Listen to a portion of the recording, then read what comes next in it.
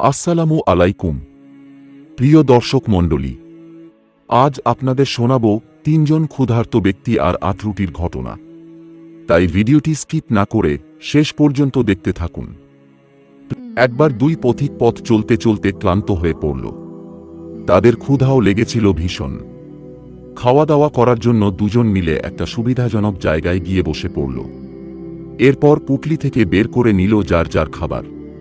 একজনের রয়েছে ৫টি রুটি, অন্য জনের ৩টি। তারা যখন খাবার খাওয়ার জন্য তৈরি হল, তখন সেখানে এসে হাজির হল এক মুসাফির। তার বেশভূষা একদম সাদাসিধে। সে বলল, ভাই, আমি ক্ষুধার্ত, আমার কাছে কোনো খাবার নেই, তোমরা আমাকে কিছু খাবার দাও। পথিক দুজন মুখ চাওয়াচাওয়ি করল। মনে মনে ভাবল, তারা দুজন খাবে আর একজন মুসাফির না খেয়ে থাকবে, এ কেমন কথা। তারা মুসাফিরকে তাদের সঙ্গে খেতে বসার অনুরোধ করল।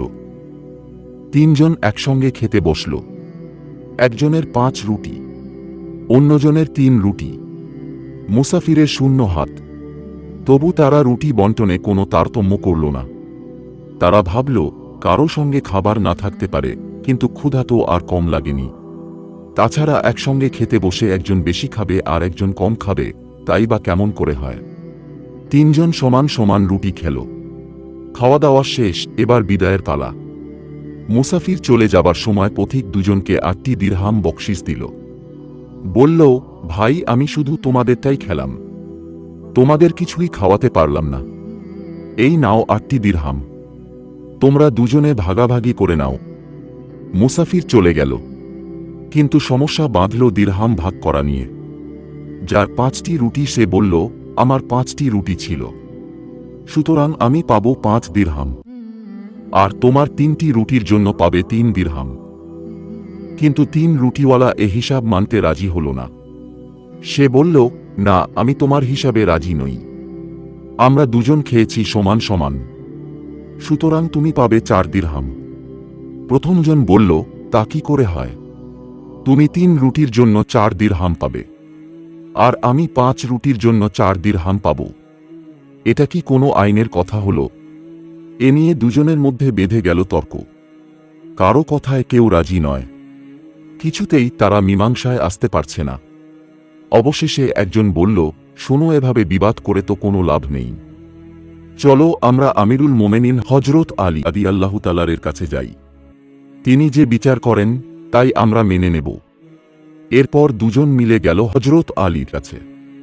তারা সব কথা খুলে বলে ন্যায় বিচারের জন্য ফরিয়াদ জানাল। হজরত আলী মনোযোগ দিয়ে তাদের কথা শুনলেন। কিছুক্ষণ তিনি মনে মনে কি যেন ভাবলেন। পরে বললেন, তিনজনে সমান খেয়েছ তো? উভয়ে ঘাড় নেড়ে বলল, হ্যাঁ। হজরত আলী বললেন, তাহলে এ নিয়ে এত বিবাদ কিসের? হিসাব তো একেবারে পানির মতো সোজা। যার ৫টি রুটি সে পাবে ৭ দিরহাম, যার ৩টি রুটি সে পাবে ১ দিরহাম। এমন হিসাবের কথা শুনে দুজনেই অবাক হয়ে গেল। ৭ দিরহাম আর ১ দিরহাম ভাগ হল কোন হিসাবে তারা কিছুতেই বুঝতে পারল না। হিসাব বুঝতে না পেরে দুজনই হাঁ করে তাকিয়ে রইল হজরত আলীর দিকে। ইমাম আলী তাদের মনের কথা বুঝতে পারলেন।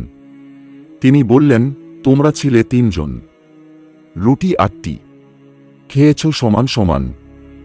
এক একটি রুটিকে ৩ টুকরো করলে ৮টি রুটি ২৪ টুকরো হয়, সুতরাং তোমরা এক একজন খেয়েছ ৮টি করে টুকরা।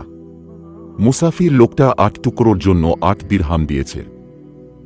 হযরত আলী বললেন, এবার আসা যাক কে কতটুকু পাবে সেই হিসাবে। দ্বিতীয় জনের ৩টি রুটিতে ৯ টুকরো হয়েছে।